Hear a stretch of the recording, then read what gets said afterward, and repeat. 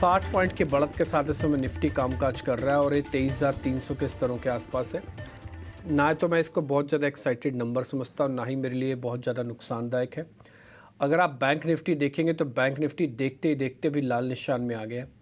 आज इसके फ्यूचर्स थोड़े बढ़ के 121 पॉइंट काम कर रहे होंगे। वो वजह आपको मैंने कल रात सुबह ही बता दी थी, क्योंकि डिस्काउंट आया हुआ था। वो डिस्काउंट ख़त्म हो गया, वो प्रीमियम में कन्वर्ट हो गया।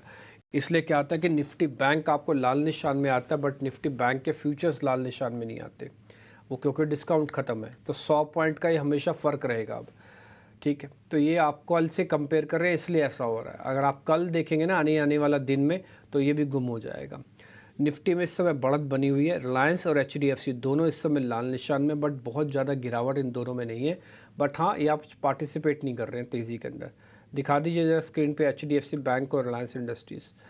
दूसरा पॉइंट, आज मार्केट के अंदर अगर आप एडवांस डिक्लाइन के हिसाब से भी चेक करेंगे, यानी F&O की प्लेट जो है, उसमें आप देखेंगे लॉन्ग और शॉर्ट के रेशो में कुछ खास मेजर बड़ा परिवर्तन नहीं है। इस समय जो स्ट्रेंथ चल रही है 144 शेयरों की, करीब करीब सुबह भी ऐसी बनी हुई थी। तो टिल्टेड तो है टुवार्ड्स पॉजिटिव, लेकिन उसके बावजूद भी मार्केट के अंदर बाइंग नहीं आ रही। जैसे मैंने आपको सुबह भी ये बात बताई थी कि जो लोग ये कह रहे हैं ना कि हमारा 2400 का टारगेट है, 24,000 का इनफैक्ट टारगेट है, और 24,000 का टारगेट आ भी सकता है निफ्टी में, है ऐसा नहीं कह सकता मैं नहीं आएगा, बट उनको भी डिप चाहिए, क्योंकि मनी डिप्लॉयमेंट का इशू आ रहा है मार्केट के अंदर। आज तो चलो ठीक है, एक ट्रिगर था छोटा मोटा कि आपके पास कैबिनेट मिनिस्टर्स का कार्यभार संभाल रहे थे वो, तो आज आपने देखा उस सेक्टर्स को पकड़ पकड़ के चलाया। जैसे आज रेलवेज़ को चलाया, पावर मिनिस्टर आए तो पावर्स को चला दिया, ठीक है, मनोहर लाल जी वो आए उसमें। दूसरा फिर डिफेंस का रिपीटेशन हुआ, डिफेंस चल गया। फाइनेंस का रिपीटेशन है, तो मार्केट के अंदर एज सच कोई मेजर प्रॉब्लम क्रिएट नहीं हुई। तो ये डिपार्टमेंट वाला गेम भी खत्म हो गया। आज आपको एक इंडिया विक्स और दिखाता हूँ, आप देखो आपको क्लियर हो जाएगा उससे भी। इंडिया विक्स 7% टूट गया आज, और टूट गया 7%। और मैंने आपसे कहा था कि देखना ये 15 भी आ जाएगा और 15 के भी नीचे ना चला जाए। आप देखो 15 आ ही गया विक्स। तो आज 8% इंडिया विक्स टूट गया। मार्केट के अंदर जितना फियर था, जितना एक्साइटमेंट था, वो सब के सब मार्केट के अंदर से चला गया। ये विक्स ने हमको क्या लेसन दिया? विक्स ने हमको लेसन दिया कि बड़े इवेंट से पहले इसकी इंपॉर्टेंस बहुत ज़्यादा बढ़ जाती है। इसको रेगुलरली वॉच करते रहना चाहिए। अब सिग्नल नहीं देगा, अब आप छोड़ दो, लेकिन अभी 15 का विक्स आ गया, मार्केट को बहुत डल कर देगा। और डल मार्केट का आज one of the best example है बैंक निफ्टी। आज आप देखो ये 50,000 के आसपास का इंडेक्स है, लेकिन इसको 50 पॉइंट जोड़ने में और घटाने में भी बड़ी मशक्क़त करनी पड़ रही है। ये दिन भर के चार्ट आपकी स्क्रीन पर हमने डाल के रखे हैं, आप देख लीजिए खुद से। खैर, हमने आपको सुबह भी बताया था कि सेशन डल रहेगा, स्पेसिफिक रहिए, ध्यान रखिए। पहले आपको रिपोर्ट कार्ड दिखाते कल के मेहमान का, अजीत मिश्रा का, फिर आज के मेहमान हमारे साथ जुड़ जाएंगे प्रशांत सावंत, उनसे करेंगे बातचीत।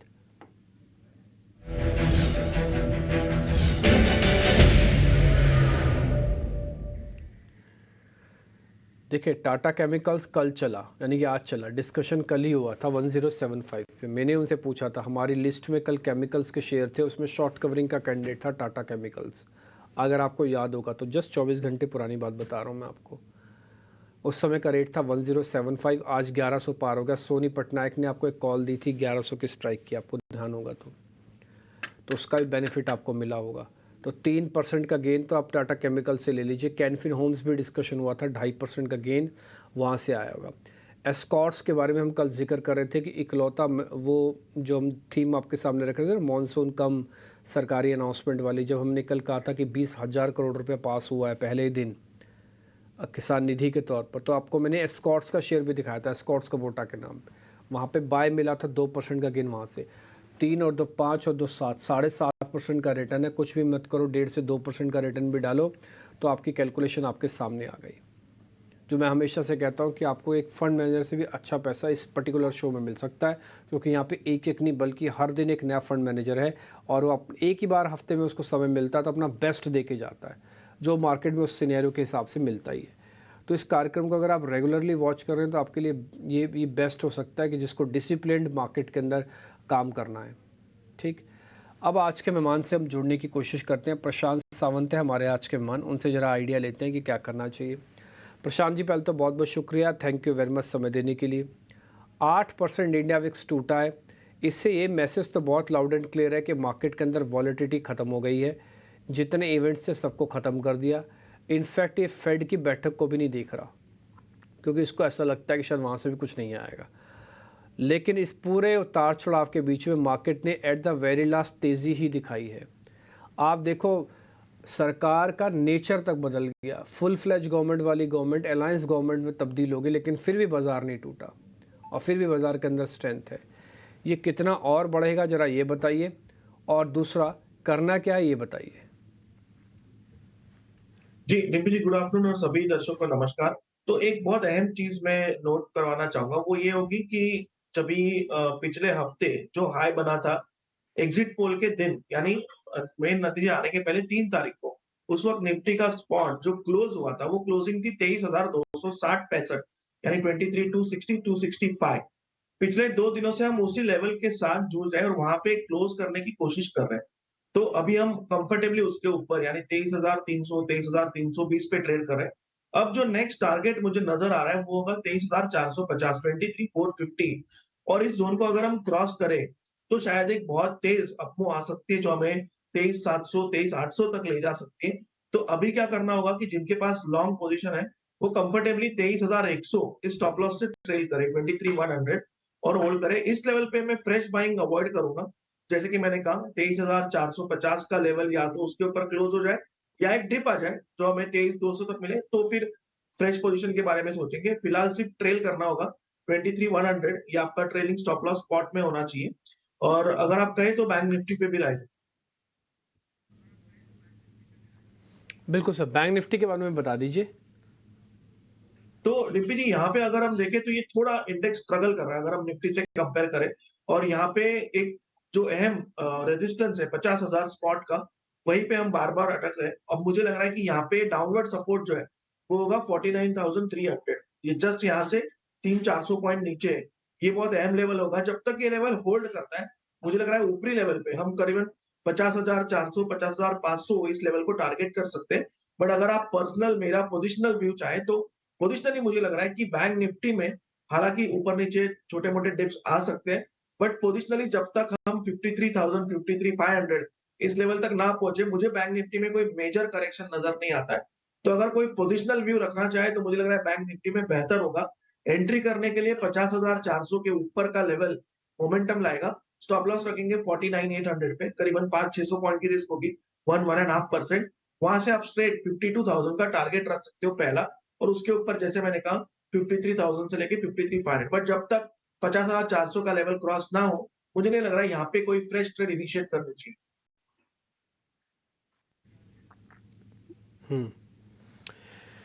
ठीक है, डन। तो निफ्टी बैंक पे आपका मोटा मोटी व्यू तो है 50,040 का, बट एक बार के लिए आपको थोड़ा नीचे मिल सकता है ये। तो अगर आपको चाहें तो इसमें एक बार पोजीशन ले सकते हैं। 49,300 एक स्टॉप लॉस की तरह भी काम करेगा और निफ्टी पे भी होल्ड की रिकमेंडेशन है।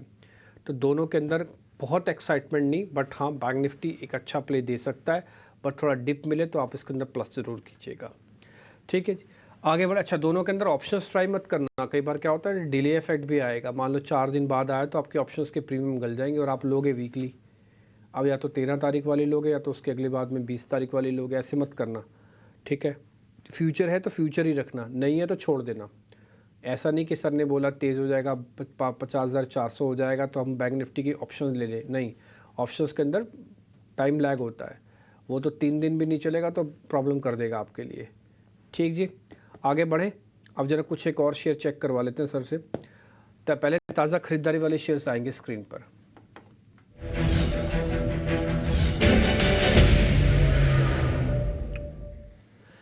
एक रेलवे काउंटर है IRCTC, काफ़ी बढ़िया चल रहा है आज और 1000 के ऊपर आके आपको पता ही है स्ट्रॉन्ग हो जाता है, तो 1000 की वेट ही रहती है। आज 1000 के ऊपर दिखा, 52 रुपये तेज़ है। हो सकता है कल भी कॉन्टीन्यूटी इफेक्ट्स के साथ तेज़ हो जाए। नवीन फ्लोरिन दूसरा शेयर है जो 2-2.5% ऊपर है। तो नवीन फ्लोरिन IRCTC दोनों के दोनों ऊपर है। खैर कुछ तस्वीरें आ रही हैं, आपको बता दें वो अलग अलग कैबिनेट मिनिस्टर्स अपनी कार्यभार संभाल रहे हैं। इससे पहले आपने जयशंकर जी को देखा, एक्सटर्नल अफेयर मिनिस्टर्स थे। अश्विनी को देखा, अश्विनी सर को, तो उसको उन्होंने रेलवे मिनिस्टर का काम का संभाला। शिवराज सिंह चौहान को आपने देखा होगा, तो उन्होंने एग्रीकल्चर का मिनिस्ट्री का कार्यभार संभाला।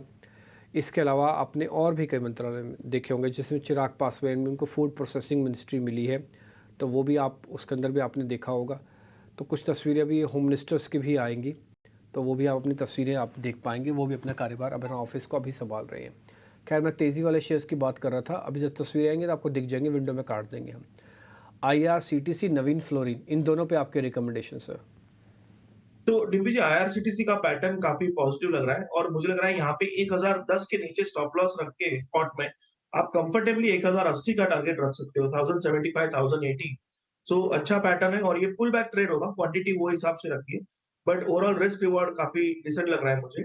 और जो नेक्स्ट पिक होगा नवीन फ्लोरिन, तो यहाँ मुझे लग रहा है कि एक रेजिस्टेंस के बहुत करीब है, जो कि 200 दिनों की एवरेज है और काफ़ी दिनों के बाद यहाँ आया है।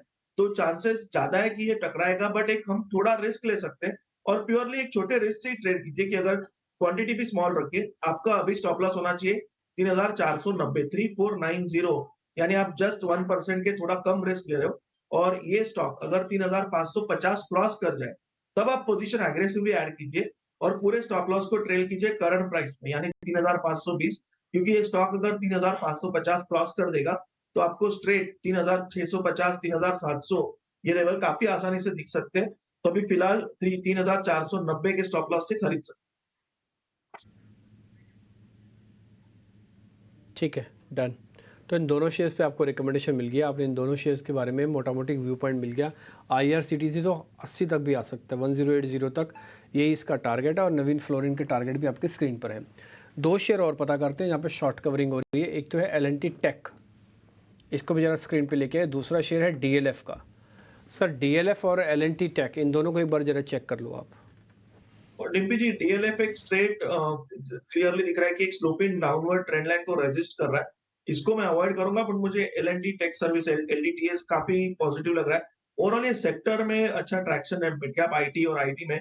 तो यहाँ पे मुझे लग रहा है एक रिस्क ले सकते हैं। स्टॉप लॉस रखेंगे 4820, 4820, और यहाँ से एक जो गैप का ज़ोन है, पोजिशनली आपका टारगेट वही होना चाहिए 5100 का। बट फिलहाल आप फर्स्ट टारगेट रख सकते हो 5000 से लेके 5050 तक का।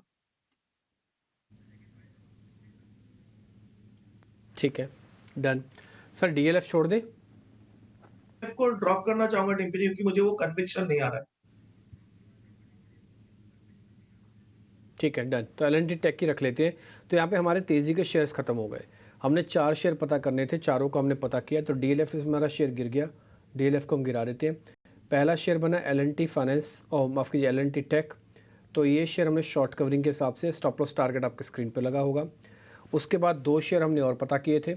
एक तो था IRCTC, वो भी आपको पास हो गया है, 1080 का टारगेट है। और फिर एक नवीन फ्लोरिन है, जो एक केमिकल्स का शेयर है।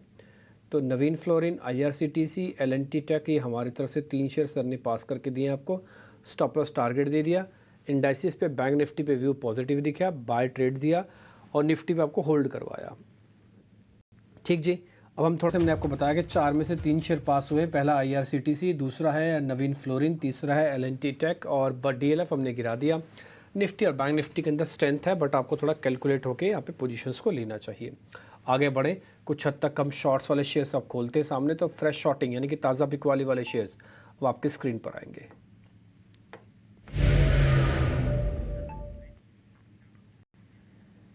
एक है IGL, दूसरा है हेवल्स। इन दोनों शेयर्स को चेक कर लो सर। अगर आप कोई ट्रेड बनता है तो बताइए। या तो इसके पुट खरीदेंगे, या तो हम फिर शॉर्ट करेंगे, या तो कुछ ना भी करें, वो भी बता दीजिएगा। IGL और हेवल्स। तो डिम्पी जी, पहले हेवल्स पे राय लेना चाहूंगा, और यहाँ पे जो कल हाई बना 1885, 1885, ये एक अच्छा रेजिस्टेंस हुआ है, बट ये स्टॉप लॉस काफी दूर होगा। बट मुझे लग रहा है यहाँ पे एक अटेम्प्ट लेना चाहिए, क्योंकि एक स्ट्रॉन्ग मूव के बाद एक पहली बार नेगेटिव पैटर्न बना है, तो रिस्क ले सकते हैं। करंट प्राइस जो है वो 1830, 1829 के आसपास ट्रेड कर रही है। स्टॉप लॉस रखेंगे 1850 के ऊपर, 1852। तो जस्ट 1% की रिस्क लेंगे, और यहाँ से आपका टारगेट होना चाहिए जो नीचे एक गैप बनी है करीबन 1780, 1780, 1785, ये टारगेट आप रख सकते हो। जहां तक आईजीएल की बात है, यहाँ मुझे लग रहा है कि रेजिस्टेंस जो परसों था वो 3-4 बार एक्ट कर चुका है।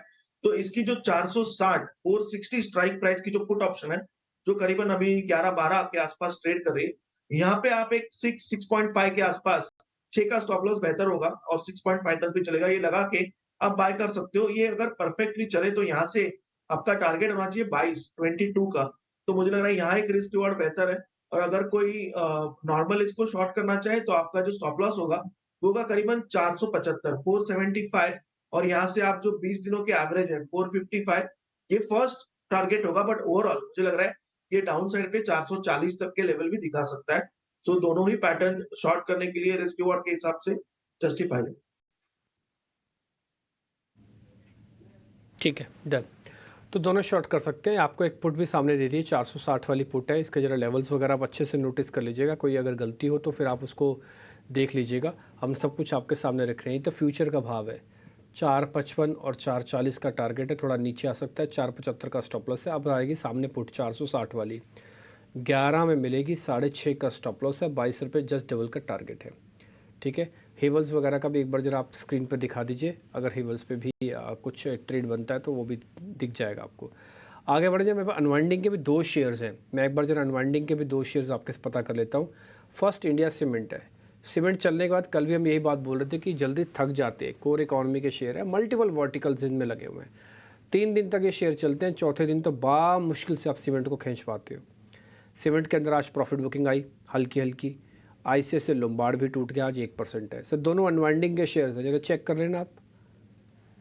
तो डिम्पी जी, आईसीआईसीआई लोम्बार्ड को अगर हम देखें तो यहाँ पे काफी चॉपीनेस और एक कंसोलिडेशन चल रहा है, तो इसको मैं फिलहाल छोड़ दूंगा। और इंडिया सीमेंट्स में मुझे लग रहा है कि करंट प्राइस जो है वो 216 की है और यहाँ पे 214 214 एक मेक और ब्रेक लेवल है।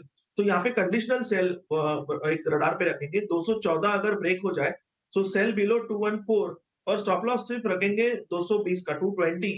जहां से अगर 214 का लेवल टूट जाए तो आपको पहला टारगेट मिलेगा 205 और नेक्स्ट टारगेट स्ट्रेट आपको 200 तक के मिल सकते हैं। सो काफी अच्छा रिस्क रिवॉर्ड होगा। सो 214 ब्रेक होने पे इसको शॉर्ट कर सकते ठीक है। इंडिया सर, आईसीआईसीआई लोम्बार्ड में कुछ करना है? हैं। डिम्पी जी, आईसीआईसीआई लोम्बार्ड मुझे एक कंसोलिडेशन जोन में लग रहा है, तो मैं फिलहाल इसको छोड़ दूंगा, कोई ट्रेड रिकमेंड नहीं करूंगा। ठीक है, आईसीआईसीआई लोम्बार्ड हम छोड़ देते हैं। इंडिया सीमेंट के अंदर हमने ट्रेड आपके लिए ले लिया, बट 2.5 रुपये नीचे जाने पर ही ये ट्रेड एक्टिवेट होगा, ध्यान रखिएगा। 2.5 रुपये नीचे जाने पर ही ये ट्रेड एक्टिवेट होगा, नहीं तो नहीं माना जाएगा। आईसीआईसीआई इंडिया सीमेंट माफ़ कीजिए। तो आईसीआईसीआई लोम्बार्ड को हमने ड्रॉप कर दिया, अवॉर्ड की कैटेगरी में डाल दिया। 2.5 200 तक का टारगेट है, तब 13-14 रुपये आपके पास आ जाएंगे। 6 रुपये का रिस्क होगा, तो रिस्क रिवॉर्ड 1:2 का बन जाएगा इस केस के अंदर। बट 2.5 रुपये नीचे जाने पर, इसलिए ऊपर हमने लिख दिया इंडिया सीमेंट @214 के नीचे जाए तो ही बनेगा सौदा, नहीं तो फिर छोड़ना भी पड़ेगा आपको। ठीक, काफ़ी सारे शेयर्स थे जो हमने पता कर लिए। 8 शेयरों की सूची थी, उसमें से आईसीआईसीआई लोम्बार्ड हमने ड्रॉप किया, एक डीएलएफ हमने ड्रॉप किया। तो कुल मिला के 8 में से 2 शेयर ड्रॉप हो गए। 6 शेयरों में कॉन्ट्रैक्ट, यानी कि 6 शेयरों में आपको सौदे खोल दिए हमने एडवांस और डिक्लाइन के हिसाब से, यानी कि बढ़ने और गिरने वालों के हिसाब से। उसके अंदर स्टॉप लॉस और टारगेट सब कुछ आप अपने स्क्रीन पे देख लीजिएगा। आप हैज करना चाहें, एक तरफा करना चाहें, इनमें से सेलेक्टिव करना चाहें, सब लगना चाहें, वो आपकी मर्जी है। लेकिन हमने जहाँ जहाँ पे ऑप्शंस अवेलेबल थी वो ऑप्शंस भी बताई, इंडाइसिस पे व्यू भी आपके सामने रख दिया। अब जरा एक काम करते हैं, प्रशांत सावंत की अपनी ट्रेडिंग कॉल्स भी हैं, जरा वो भी चेक करवा लेते हैं। आप वो भी ज़रूर चेक करना, वो भी ज़रूर देखना। प्रशांत जी बताइए अपनी ट्रेडिंग कॉल्स।